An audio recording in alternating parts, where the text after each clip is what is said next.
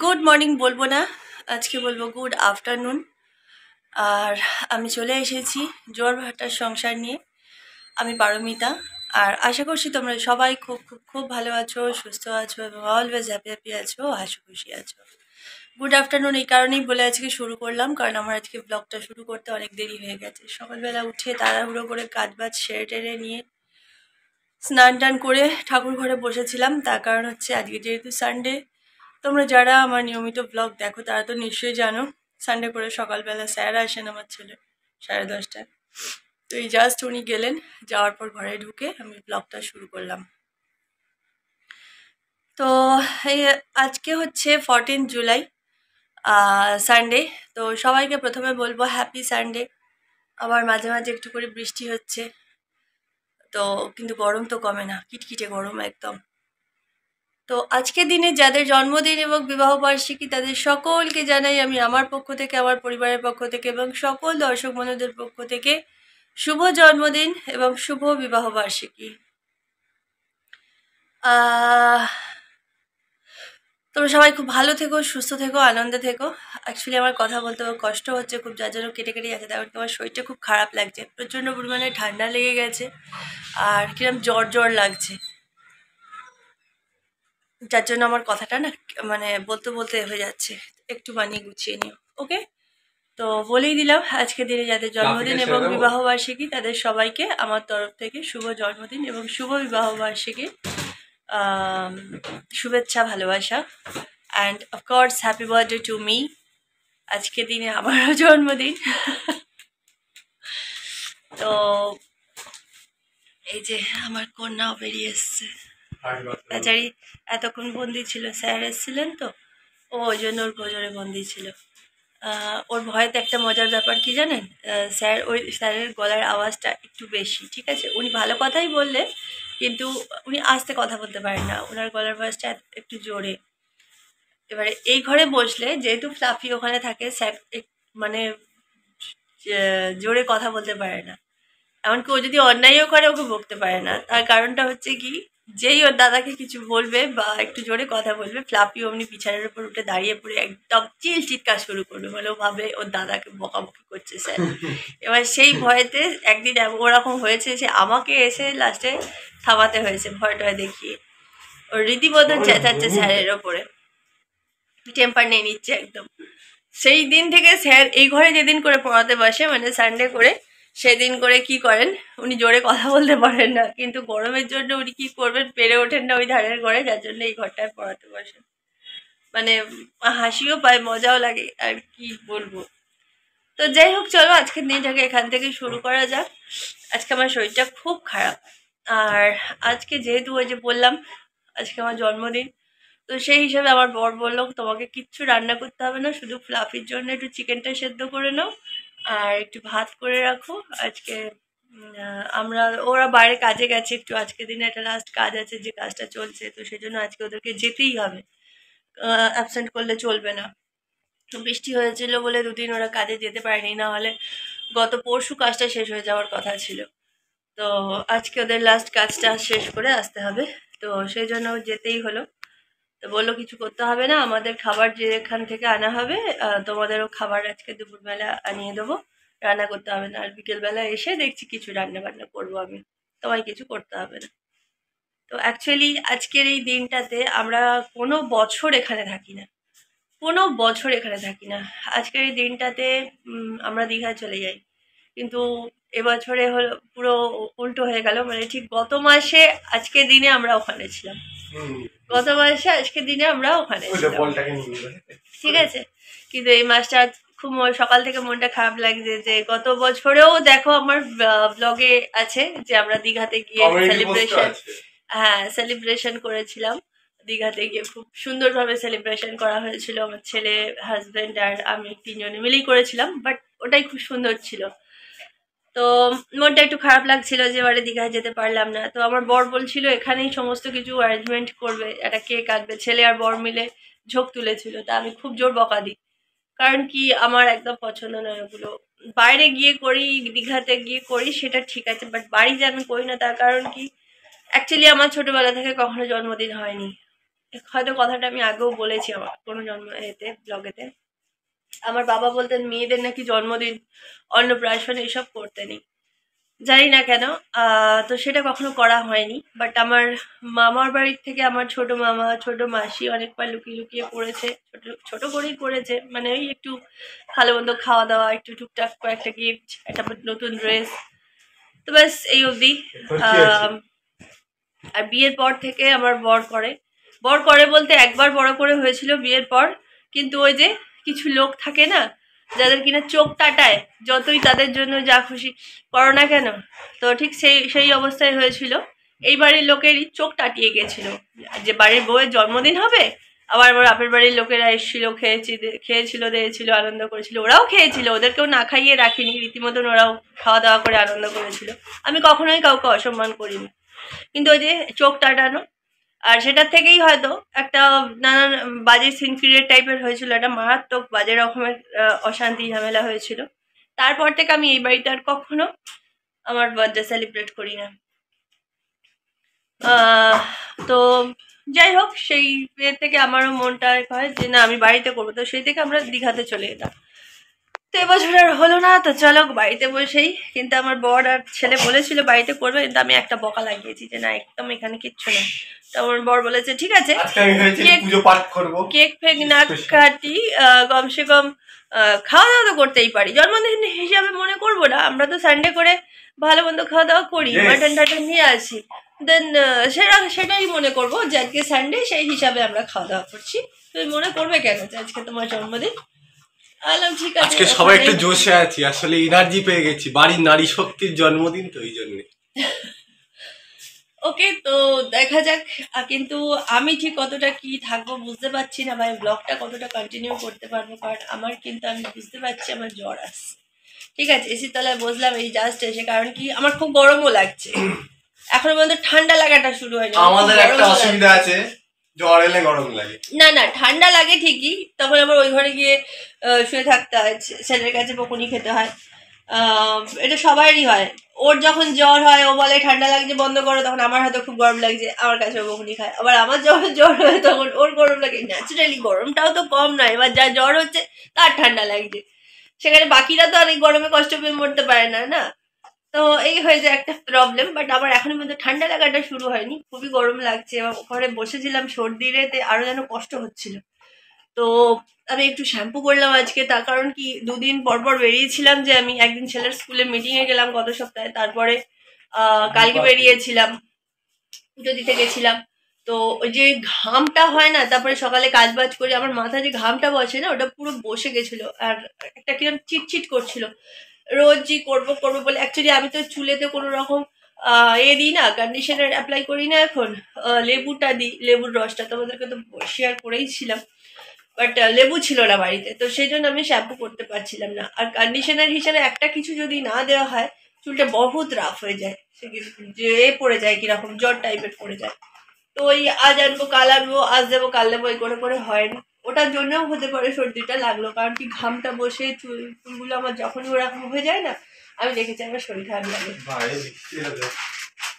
তো যাই হোক, প্রত্যেকদিন চান করছি, সেই জলটা লাগছে, মানে ওতেই তো ওরকম প্রবলেম হয়ে গেছে। ওকে, তো চলো অনেক বক করে ফেললাম, দেখা যাক সারাদিনে তোমাদের সাথে আর কি শেয়ার করে উঠতে পারি। আপাতত এখন আমি তবাস করে শুয়ে পড়বো, আর দুপুরবেলা কি খাবার আসছে হোটেল থেকে কি না আসে অবশ্যই তোমাদের সাথে শেয়ার করবো। এখন আপাতত ছেলে যাবে স্নানে, ভুজিয়া খাচ্ছে, আর আমার মেয়ে দেখো হ্যাঁ মতন কেউ দাঁড়াতে দেবে না, ওকে জানে, কিন্তু তার সত্ত্বেও বাজার খাবার ওকে আমরা দিই না কিছু, কিন্তু তার সত্ত্বেও ও দাদা পেছন পেছন হ্যাংলাদের মতন ঘুরবে। ওকে, তো হ্যাংলা হ্যাংলিদের এখন এইসব পর্ব চলুক, আমি আর কথা বলতে পারছি না। আমার এবার কেমন হচ্ছে, বাইরে শুরু হয়েছে বৃষ্টি, আমার ভাত হয়ে গেছে, আর ফ্লাফি চিকেন সেদ্ধও হয়ে গেছে, আমি এবারে একটু শুই, ঠিক আছে, একটু রেস্ট নিই, তারপরে আবার তোমাদের সাথে দেখা হচ্ছে, চলো সঙ্গে থাকো। তো এখন ঘড়ির কাটায় হচ্ছে প্রায় 2:20 কি 15। আমার অবস্থা দেখে বুঝতে পারছো কিনা ঠিক জানি না, আমার শরীর একদমই ভালো লাগছে না। আমার ছেলে গায়ে হাত দিয়ে বললে মামাম তোমার জ্বর আসছে, গা গরম হয়েছে। তো শরীরটা ভালো লাগে না, জানি না কতক্ষণ ব্লগটাকে কন্টিনিউ করতে পারবো। তো যাই হোক, আজকে তো বললামই আমাদের এখানে একটা হোটেল থেকে খাবার নিয়ে আসা হয়েছে।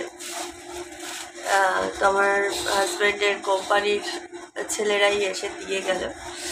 তো কী কী দিয়েছে সেটা তোমাদেরকে একবার দেখিয়ে দিয়ে আমি তারপর খাওয়া শুরু করবো। আর বেশি কথা বলতে পারছি না, আমাকে খেয়ে উঠেই ওষুধ খেয়ে শুতে হবে, নাহলে আমি বুঝতে পারছি আমার জ্বর আসছে। ওকে, তো তোমাদের সাথে শেয়ার করে নি কী কী আনা হয়েছে। খাওয়া দাওয়ার কোনো বড় হোটেল বা রেস্টুরেন্টের খাবার নয়, আমার খুব একটা বড় হোটেল বা রেস্টুরেন্টের খাবার পছন্দ নয়, সেই জন্যই এখান থেকে আনা হয়েছে। তো একটা তরকারি দিয়েছিল কি মাছের কাঁটা দিয়ে একটা সবাই যে মাখিয়ে আবার আমার পাতে তুলে দিল, আমার থেকে একটু ভাত তুলে নে। মাছের কাঁটা ফাটা দিয়ে একটা কি তরকারি করেছে যে ভাতের এখানে ঢালতে গিয়ে চাপা পড়ে গেছে, ঠিক আছে। আর এখানেও একটা কি পাঁচমিশালি তরকারি আছে, ডাল আছে, আর ডিমের অমলেট আছে। এই হচ্ছে দুপুরবেলার আমাদের খাবার, একদম সিম্পল। একটু অন্যান্য হাতের রান্না খেতে ইচ্ছে করে, তো তো কি আর করব, বাঙালি খাবার বিশেষ করে, তো এভাবে খাওয়া ছাড়া আর কোনো উপায় নেই। ওকে, তো চলো খেয়ে নিই, তারপরে আবার দেখছি কখন মানে অন হতে পারি, শরীর যদি না জ্বর টর আসে। এখন ঘড়ির কাঁটায় 6:47, আর সারাটা দুপুর প্রচণ্ড জ্বর ছিল, এখন একটু জ্বরটা ছেড়েছে। ভাবলাম একবার অন হই, সেজন্য অন হলাম। ছেলের ম্যাম আসবে, তো আমার শরীরটা ভালো নয়, শুয়ে আছে পাশে। আমার হাজব্যান্ড এই জাস্ট ঘরে ফিরলো,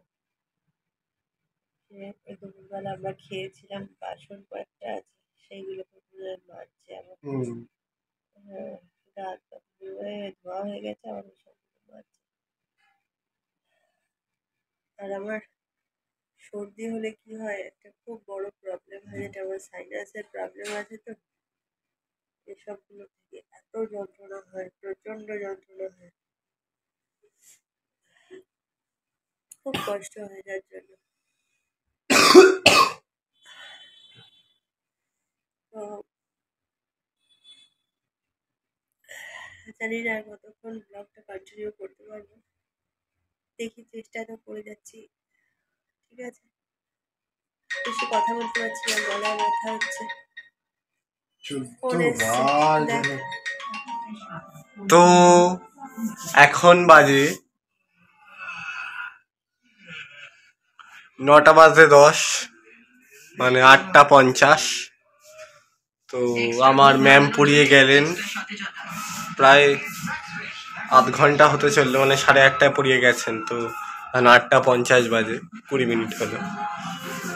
এদিকে মায়ের অবস্থা খারাপ, শুয়ে আছে। তো মাই বললো ব্লগটা কন্টিনিউ করতে, শুরু করেছে একবার, বললাম ঠিকই আছে। মা এখন শুয়ে আছে, জন্মদিনের দিনেও কি সাজা। যাই হোক, বলেছিল কিছু করবে না কিছু না, তবু জন্মদিন একজনের, খাওয়া দাওয়া না করলে হয়। তো তাই জন্যে আমি ঘরে বসে একটু কম্পিউটারে কাজ করছিলাম, বাবা বাইরে রান্না করছে, কুকিং। এই দেখো, হাই বলে দাও। কুকিং করছে, কি রান্না হচ্ছে? मटन कषा, पनीर आलू, मटरेर तरकारी। पनीर आलू मटर, पनीर আর আলু ইয়ে দিয়ে। এটা মাংস, মটন।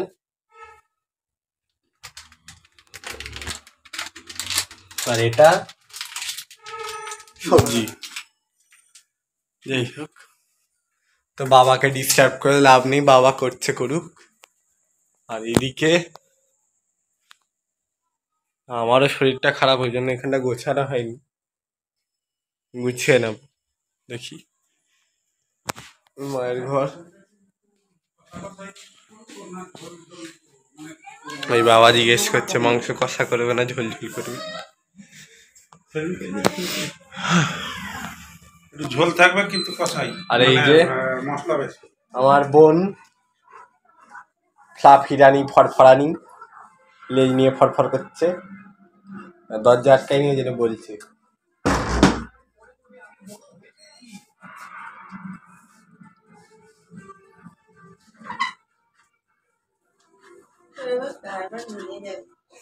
চুলকাতে কি তো বদমাস না, রেগে গেলেই চুলকাবে, কারোর ওপর রেগে যাবে। আমি বল দিইনি তখন, ওই জন্য রেগে গিয়ে চুলকাতে শুরু করে দিয়েছে। রই করে করে ছিলে কেটে ফেটে যায়, ঘা হয়ে যায়, ব্যাস তারপর ওষুধ লাগাও, এই করো সেই করো, হাজার হ্যাপা। যাই হোক, মায়ের এদিকে শরীর খারাপ, কিছু করার নেই, মা শুয়ে আছে, থাক। রান্না বান্না হয়ে গেলে খেয়ে দিয়ে নেবো। কালকে আমার ভোর 6:30 আমার স্যার আছে, হয়ে গেলে আবার স্কুল। কালকে তো আর অ্যাবসেন্ট করলে হবে না। যাই হোক, ঠিক আছে, চলো আপাততর জন্য রাখি। আবার পরে যদি সময় পাই অন হবে, মা হলে হবে, নাহলে আবার আমাকেই হতে হবে। তো টাটা। বন্ধুরা, হ্যাঁ, আজকে হচ্ছে পরের দিনের দুপুর। কালকে রাত্রে আর ভিডিও করে উঠতে পারিনি, কারণ কি প্রচণ্ড জ্বরে ভুগছি। তো কালকে ব্লগটাকে এন্ডও করা হয়নি, সকাল থেকে আজকে ভিডিও করতে পারিনি। তো কালকে রাত্রিবেলা তো তোমাদের বলেইছিলাম, আমি বলিনি, ছেলে দেখিয়েছিল বোধহয়, যে আমার হাজব্যান্ড মাটন রান্না করেছিল আর ওর পনির করেছিল। রাতে অল্প অল্প খেয়ে বাকি সব থেকে গেছিলো, ওইগুলো দিয়ে আপাতত এখন দুপুরবেলা খেয়ে নিলাম। তাও থেকে গেছে। 3জন মানুষ আর কত খাবো, তার মধ্যে ছেলে খায় না, ছেলের পনির আলাদা, মাংস ছুঁয়েও দেখবে না। পনির আছে কিনা জানি না, ওই জানে। তো এই খেয়ে দিয়ে উঠে শুয়ে আমি তাই মনে করলাম যে ব্লগটা তো এন্ড করা হয়নি। হাত এত ব্যথা করছে, আমি জোরের ভাবে কথা বলতে পারছি না। তো ভাবলাম এখন তো ব্লগটা এন্ড করা হয়নি, ব্লগটা এন্ড করে দিই। তো আমি একটু সুস্থ হয়ে তারপরে আবার ব্লগ করব। এখন হয়তো 2-1 দিন ব্লগ আসবে না, ঠিক আছে। আর এটা ভাইরাল ফিভার এখন সবার হচ্ছে, প্রত্যেকটা ঘরে ঘরে, আর যে ঘরে ঢুকছে কাউকে বাদ দিচ্ছে। ছেলের হলো, ছেলের পরেই আমার, এবার আমার বর বাকি আছে। ওকে তো ফ্লাফিরও খাওয়া দাওয়া হয়ে গেছে, ও শুয়ে পড়েছে, ও আজ মাটন খেয়েছে, ভীষণ হ্যাপি। তো চলো, বেশি কথা বলতে পারছি না, আমার গলা টলা পুরো ব্যথা হয়ে আছে।